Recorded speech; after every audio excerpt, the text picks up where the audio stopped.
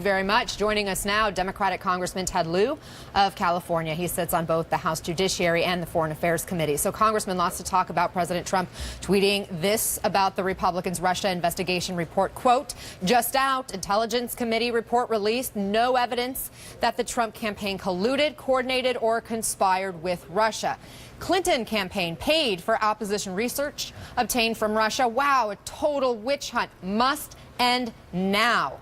Must end now. Do you think he'll use this report now to fire Mueller? I don't think he'll do that because he'll know that that is another example of obstruction of justice. But let me just say that this Republican report from the House Intel Committee really is a fake report. They did not pursue leads that they should have. They let witnesses come in and pick and choose which they wanted to answer. There was information the Democrats wanted to subpoena that they chose not to do so. So we can't take this report seriously. One event mentioned in this report was the meeting at Trump Tower that involved Donald Trump Jr., Paul Manafort, Jared Kushner, and that Russian lawyer, among others. Republicans called that meeting poor judgment. Well, now that lawyer, Natalia Veselnitskaya, is admitting she worked with Putin's Kremlin. How significant is this? Well, that revelation already makes this Republican report look really stupid because now we have direct evidence that this Russian lawyer had deep ties to the Kremlin. Not only was she an informant, she had direct contact with Russia's prosecutor general. This suggests that the Kremlin knew full well about this meeting. And if you remember, this meeting was set up so that they could provide dirt on Hillary Clinton to the Trump campaign. And yet, she previously said she worked in a private capacity. What do you make of the timing of her changing her story now?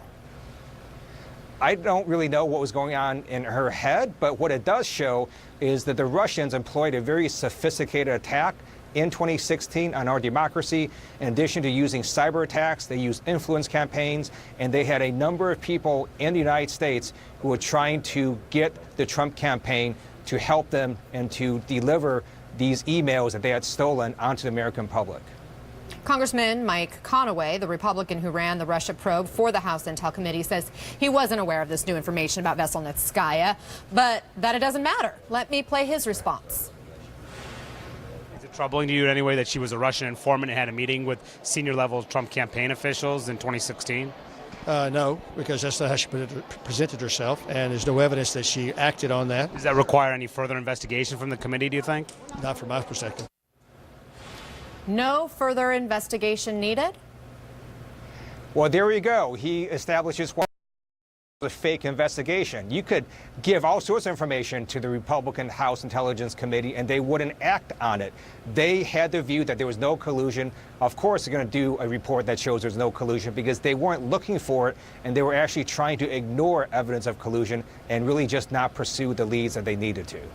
I mean, everybody's pointing fingers at each other. Republican report is 253 pages. The Democrats have a 98-page rebuttal. There was this ridiculous number of redactions as part of that. Here's one of the pages of the GOP report. You can see every single word is blacked out there. What are the American people supposed to get out of all this? Is this all just a waste of time?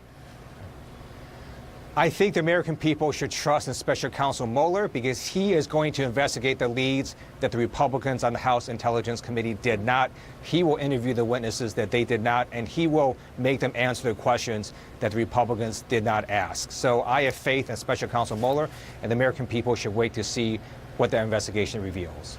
But that wasn't my question to you. My question is, the House Intel Committee spent all this time on this investigation, spent all this time issuing this report, which both sides say doesn't add up to anything. So was it just a waste of time of our Congress members? Possibly. I think this entire investigation was compromised last year when Devin Nunes did his infamous midnight run to the White House and misled the American people, saying he had the super secret, important classified information he had to share with the White House, when it turned out it was the White House that gave him that information. So it was already compromised from the very beginning. So I could agree with you that it was a big waste of time because Devin Nunes simply was not serious about this investigation.